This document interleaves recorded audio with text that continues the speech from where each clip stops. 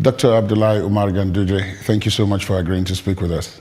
Thank you very much also for coming to my Now, I want to start with something pretty unusual. You are governor of what is perhaps the most politically strategic state, if not in the country, in the north of Nigeria. What has it been like governing it since you took over from Senator Okwankwaso in 2015? What has been your experience like in governing Kano? Oh, thank you very much. There's no doubt that Kano, being the most populous state in the Federation, and historically, Kano being one of the volatile states in terms of politicking, because if you look at the revolutionary politicians, you have to include Kano when you Yes. are talking about the late Mala Aminu Kano, when you are talking about late Abubakar Rimi, and so you can see that when you have a lot of political awareness, including, population, certainly, it will be a state that one has to be very careful in terms of governance. But somehow I can say that I'm lucky because I have been in the system in the governance of Kano State for some time. Yes, you were deputy to Senator Kwankwaso first in Yes. the first term, and then Yes. later on again. Well, not even that. That one was the latest. I was a commissioner of works, housing and transport during military for 6 years. Just 1 month before the primaries of PDP, I resigned as a commissioner and contested for the governorship with Kwankwaso, and he came first, I came second, we were reconciled. I became his Deputy. as deputy for 4 years. We lost the election. He was appointed minister. I was his advisor, political, and we were together. And when it came to the second term, after 80 years outside the government, we came back, we won the election. And I was with him for another 4 years. And now, here where I am now. So you can see that I know the terrain because I know the civil service, I know the judiciary there, and I know the political tempo in Kano. So if you have such variables at the tips of your finger, then it is much easier, you see, to reconcile things and to see how you can manage the state without having any much problems rather than somebody who is just coming from the blues. So I can say that I have been enjoying, and I have been succeeding because there is stability in the state, there is progress in the state, and I'm able to carry people along. Even the projects that I found there, because I have been saying our government would be a government of continuity, Yeah. would be a government of consolidation, would be a government of fine-tuning, would be a government of new ideas. So putting all these variables together, you can see that I am able to blend. I have even taken some projects that were abandoned during Abubakar Rimi time, like the fertilizer blending plant, like the Triumph itself. I took some projects abandoned by Mala Ibrahim Shekaro, 2 mega hospitals, which I have successfully completed and equipped. They are now state of the art. I have taken our previous administration, of which I was a deputy governor. I'm completing those projects, the hydroelectricity production, using our 2 dams. We are on it. We are about to complete one of them. The longest flyover in Kano, which was left about 30%, it will be completed within this year. So even the university building, the permanent site, which was left, we are working hard to complete it. So you can see that somebody with knowledge of what it takes in terms of development, somebody with knowledge of what has been left behind, and that person is ready to complete such things. I think that one itself is something that we can say is very encouraging. Now, of course, people will give you kudos for the fact that during your tenure so far, you haven't had the usual turbulence that is associated with Kano in terms of ethnic clashes and all of that. Somehow you've managed. But there are those who will argue. You mentioned your predecessor. Yeah. And for those who are not in Kano, those who are outside Kano, from time to time they get to hear that there seems to be some discord between you and your predecessor. You've just described him in fairly flattering terms. The two of you were together. Is it true that there's a disagreement? Well, of course, there is a disagreement, but disagreement is normal. In democracy, disagreement is... Because two of you are in APC. That's why I'm wondering how come there's disagreement. Disagreement is normal, but we are doing it in a very, civilized way, though there are some verbal, accusations here and there. But, the issue is that when somebody was in government, that person will expect the predecessor to do exactly as he is doing. But, even, twins, identical twins, they cannot behave exactly the same thing. So it is a problem between predecessor and, an incoming governor. So that kind of problem is always there. It's an issue of style, style in governance. I think that is the major issue. But it will be over. Many people will be glad to hear that. Now, let me take you to something that is also national.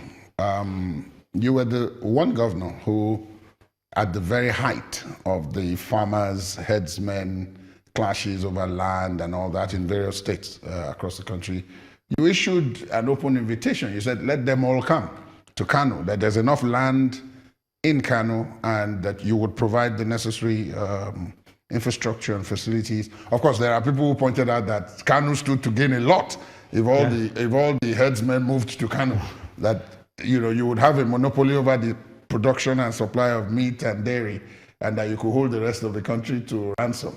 Yeah. But the truth is that you were the only one who issued that invitation. What has been the response? What has it been like since then? Well, the response is very encouraging, but let me tell you, it's because I know the history of the problem of the herdsmen in Nigeria. That is why I'm making that statement.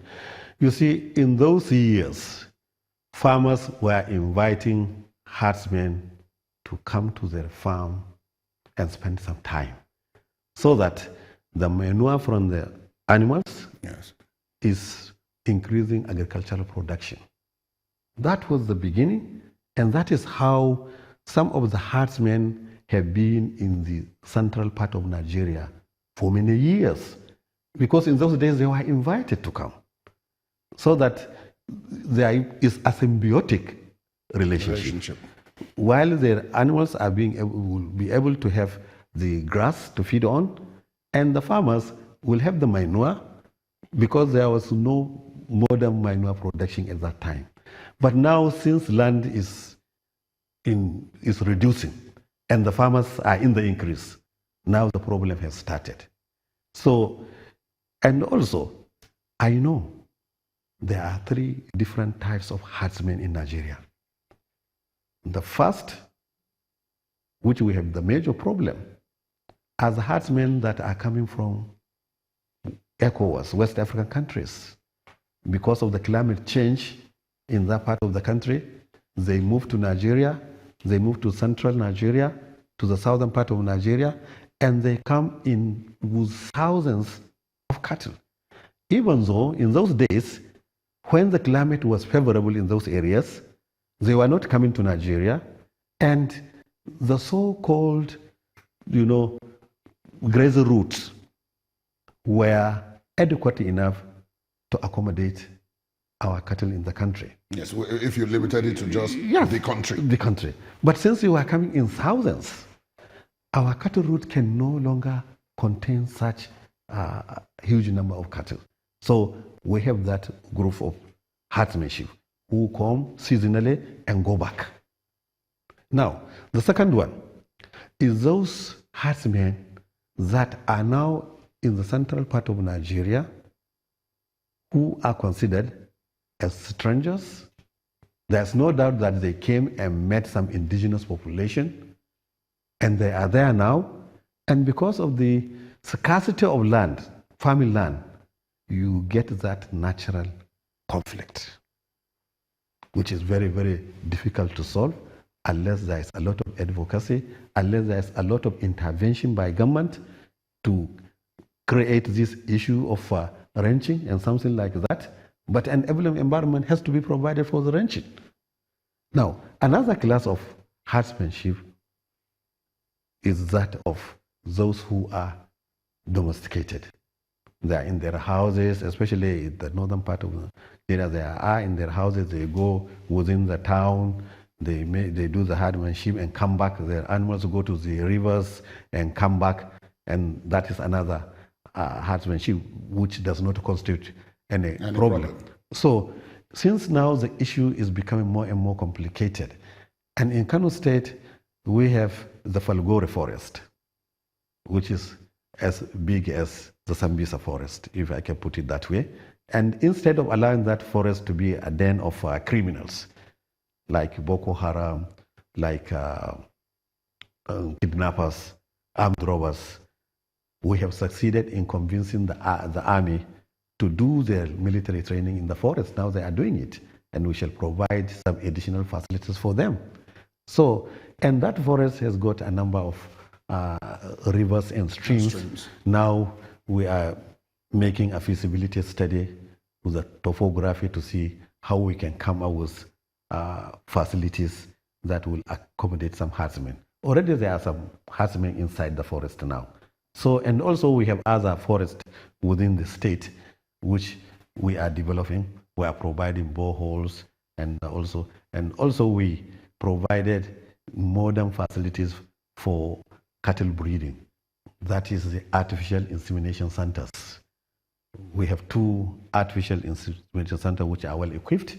These are to produce superior breed of cattle. Yeah, and we have sponsored the sons and daughters of the herdsmen, because the first qualification, you have to be the son of a herdsman or the daughter of a herdsman before we sponsored you for artificial insemination training abroad. So we sponsored 70 of them. They are now back and they are practicing, and we believe they are even providing services to other states. So you can see that if we are providing infrastructure facilities, it will encourage them to come. When we provided the services free of charge, the animal vaccination, millions of them came forward and were able to vaccinate their cattle free of charge for 1 week. That exercise was on. That is where I made the declaration. So we are working now hard on the facilities in order to see that if our call is answered. Already we have some who indicated their willingness to come. So that is what we want to do. And you know, we are having Lagos Kano Economic Summit and Investment, where we are seeing that where we have comparative advantage, Lagos has got its own comparative advantage. And of course, meat production, we have a comparative advantage in meat production. We are thinking of building a modern abattoir instead of hauling the cattle down to destroying our roads. If we can convey the meat through railway or through the other means, because Kano is blessed with the airport, and so you can see that it will be a win-win situation between we as a government, we as a people in Kano, and the herdsmen, and also other parts of the country, which we can build a synergy for economic activities. Now, let me take you to something different, but also of national importance. You are a key member of the ruling All Progressives Congress. And over the last few weeks, if one is to use that phrase, there has been a lot of frenetic activity, especially on the issues surrounding the walk-up to the 2019 elections. There was the issue of tenure for the party's executives, and so on. What is the position now? Because if you read through the media, there are different people saying different things. The governors are in disagreement. Even amongst the governors, they are split. Some of the governors are opposed to the intervention of the president. What is the position today? What's going on now? Has there been agreement? And if so, what's the agreement? Well, I think there's agreement. And even the problem that started was not because of the 2019 as such, but some people think that, if we go for congresses now, especially now there are many problems here and there, then the party may end up being divided. Well, that is hypothetical anyway. It could be real, it could not be real. But having misunderstanding in democracy, in politics, is normal. The only thing is that we should have the capacity to contain all such problems we have. And now, the issue is that of constitutional. The constitution of our party does not allow for elongation. The Constitution of the Federal Republic of Nigeria, 1979, as amended, does not allow for elongation in the leadership of a political party.